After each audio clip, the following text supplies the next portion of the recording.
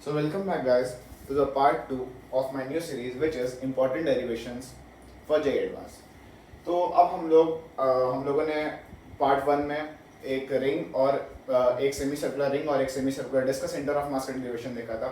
अब हम लोग देखेंगे कि how we can find the centre of mass of a hollow hemisphere. अब इसका हॉलो हेमिस्फीयर का सेंटर ऑफ मास देखिए, अब जो मोस्ट इंपॉर्टेंट कंसेप्ट जो कि हमें JEE एडवांस के लिए पता होना चाहिए वो ये कि जो हॉलो हेमिस्फीयर अगर हमें कभी भी किसी प्रकार का इंटीग्रेशन करना हो, अभी इसका इंटीग्रेशन हम लोग को इलेक्ट्रोस्टैटिक्स में भी आएगा, मैग्नेटिज्म में भी आएगा, काफी सारे टॉपिक्स में आता है, यहाँ तक कि फ्लूइड मैकेनिक्स में भी आएगा। तो द मोस्ट इंपॉर्टेंट हम लोग के लिए ये एस्पेक्ट होता है ये जानना कि एक हॉलो हेमिस्फीयर केस में हमें हमारा डिफरेंशियल एलिमेंट कैसा लेना होता है। डिफरेंशियल एलिमेंट हम लोग को कोई भी क्वेश्चन हो तो उसके लिए हमें सबसे पहले ये पता करना चाहिए कि उसका हमें डिफरेंशियल एलिमेंट कैसा लेना चाहिए। फॉर एग्जांपल हम लोगों ने पार्ट 1 में देखा था, हम लोगों ने उसमें सेमी सर्कुलर रिंग और सेमी सर्कुलर डिस्क लेकर था। सेमी सर्कुलर रिंग में हम लोगों ने एक आर डी थीटा की थिकनेस का एक छोटा सा एलिमेंट ले लिया था, और हम लोगों ने in case of semi circular ring में हम लोगों ने एक रिंग ले ली थी जिसकी थिकनेस dx थी और उसकी रेडियस x थी और उसकी थिकनेस dx थी फ्रॉम सेंटर। अब हम लोग शुरू करते हैं हॉलो हेमिस्फीयर का डेरिवेशन। हमें निकालना है इसका सेंटर ऑफ मास xcm और ycm।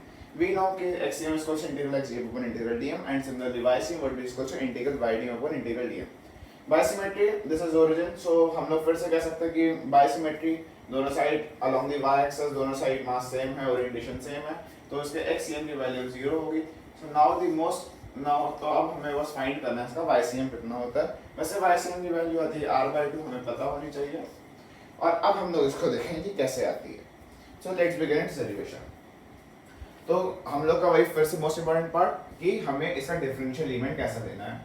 तो डिफरेंशियल एलिमेंट लेने के लिए हमने मानी ये y एक्सिस है, y एक्सिस से हमने एक ये ओरिजिन से एक थीटा एंगल के बाद जाके एक हम लोगों ने एक सेगमेंट लिया d theta is a very small angle, दिखने में बड़ा लेकिन होता काफी छोटा है। एक हम लोगों ने थीटा एंगल के बाद जाके एक d थीटा लेंथ के एलिमेंट को d थीटा लेंथ के एंगल को कंसीडर करा, इसी की रेडियस r है।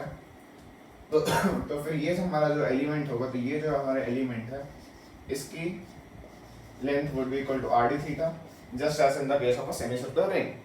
ये इसकी वैल्यू हो जाएगी r d थीटा। अब लेकिन हमारा एलिमेंट यहाँ पे ये नहीं होगा क्योंकि हमें यहाँ पे कंसीडर ये करना, ये 3 डायमेंशनल स्फीयर है, ये 3 डायमेंशनल स्फीयर आगे भी होगा पीछे भी होगा, तो हम लोग सिर्फ और सिर्फ अलोंग द थीटा की -π से π/2 लिमिट डाल के हम लोग का आंसर नहीं आएगा, बिकॉज इट इज अ क्योंकि एक ही 3 डायमेंशनल स्फीयर है, इसलिए यहाँ पे हम लोग को जो एलिमेंट लेना पड़ेगा, एलिमेंट भी ऐसा लेना पड़ेगा कि वो एक 3 डायमेंशनल पार्ट को कवर कर रहा हो।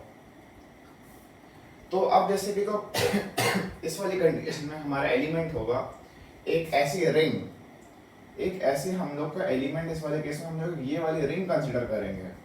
ये हमारी रिंग होगी इस वाले केस में एक एलिमेंट जिस रिंग की थिकनेस होगी r d थीटा, इस वाली रिंग की, ये रिंग का पीछे पार्ट, इस वाली रिंग की थिकनेस होगी r d थीटा, और इस वाली रिंग की जो रेडियस होगी, इस वाली रिंग की रेडियस की वैल्यू जो ये r है थीटा, तो इस वाली रिंग की रेडियस की वैल्यू हो जाएगी r sin थीटा।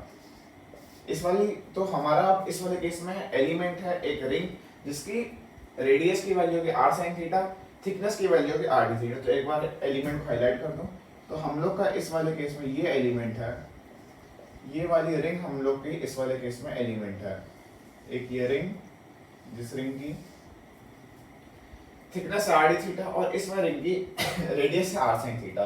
हम लोग इसको कंसीडर कर सकते हैं कि ये एक 3 डायमेंशनल ये एक 3 डायमेंशनल रिंग है, क्योंकि आगे भी है पीछे भी है, 3 dimensional ring of thickness r d theta and radius equal to r sin theta.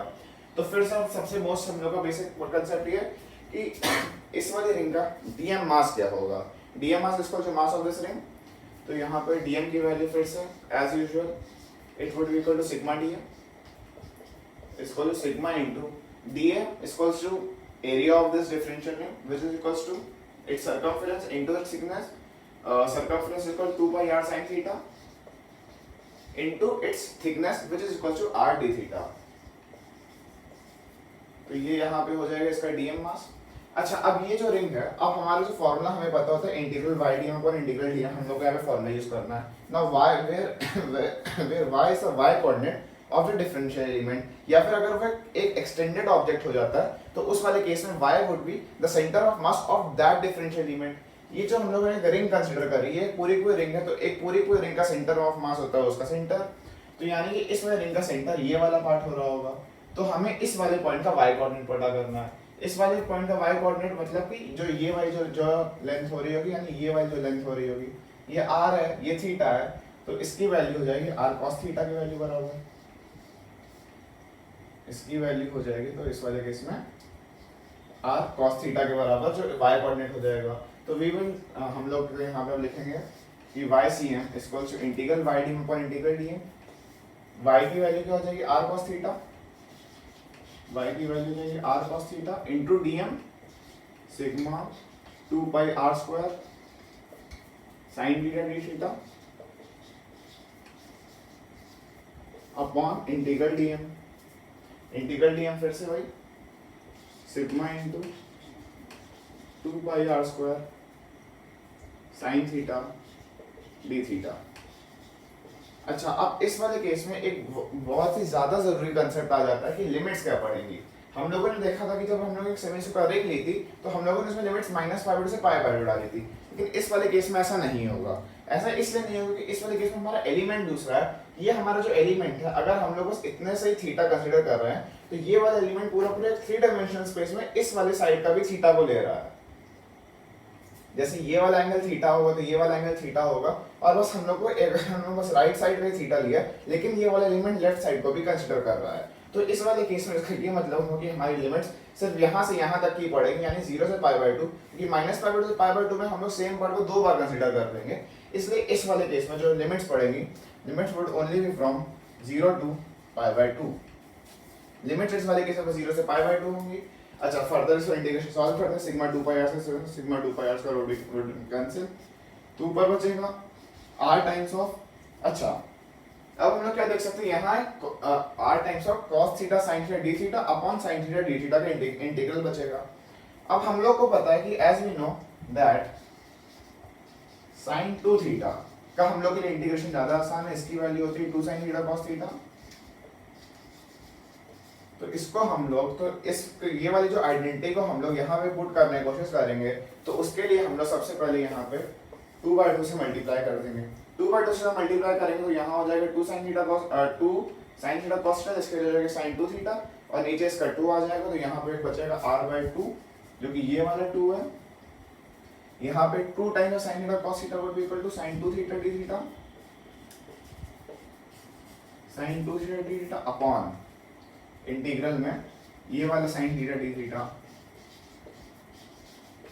ठीक है, लिमिट्स इसकी फिर से पड़ेगी 0 से π/2, 0 से π/2 यहाँ लिख नहीं रहा हूँ, 0 से π/2 would be limits, sin theta का होगा cos 2 थीटा/2 माइनस टाइम्स, तो minus times of r/2 times of cos 2 थीटा/2 अपॉन फिर से इसका माइनस cos थीटा, माइनस से माइनस का इसका हो जाएगा कैंसिल। अच्छा, यहाँ पे प्लस जो लिमिट्स पड़ेंगी, limits will be from 0 to π/2, 0 to π/2, जिसकी वैल्यू यहाँ ये हो जाएगा r/4 cos 2 थीटा 0 से π/2, यानी हो जाएगा cos π माइनस cos 0। cos π हमें पता है कोसाइन ग्राफ ऐसा होता है, तो इसकी वैल्यू हो जाएगी -1 minus times of 1 upon cos theta limit value from 0 से π/2, cos π/2 equal to 0 minus times of cos 0 1, यानी कि इसकी वैल्यू ये हो जाएगी, तो it would be equal to r/4 upon ये हो जाएगा -2, ये होगा -1, माइनस माइनस कैंसिल, तो बस बचेगा into 2 which is equals to r/2। So therefore we have proved that the center of mass, that the y coordinate of the center of mass of a hollow hemisphere या मतलब YCM की value would be equal to r/2, and simply by symmetry we can directly say that the XCM की value 0 होगी। तो guys इस वाले case में हमें r/2 तो याद रखना ही है, लेकिन उससे भी ज्यादा एक जरूरी कंसेप्ट हमें ये समझना है कि आगे हम लोग बहुत सारे ऐसे क्वेश्चंस करेंगे जिन क्वेश्चंस में हमें कहीं ना कहीं पे हॉलो हेमिस्फीयर में कहीं ना कहीं इंटीग्रेशन की जरूरत पड़ेगी। फॉर एग्जांपल जैसे एक क्वेश्चन फिर आगे जाके इलेक्ट्रोस्टैट्स में यह आएगा कि लेट इट बी कि वहां पे मास की जगह सिंपली यहाँ हो जाएगा सिग्मा, और वहां पे सिग्मा की वैल्यू चार्ज डेंसिटी होगी, तो मैं बता रहा हूँ कि इस वाले पॉइंट पे इलेक्ट्रोस्टैटिक फील्ड की क्या वैल्यू हो रही होगी और इलेक्ट्रोस्टैटिक फील्ड की इस वाले पॉइंट पे क्या वैल्यू होगी, तो वहां पे भी हमें कुछ इसी प्रकार के इंटीग्रेशन करेंगे। तो इसलिए ये वाला इंटीग्रेशन काफी जरूरी होता है कि इसका एलिमेंट कैसे लेना फिर होलो हेमिस्फीयर।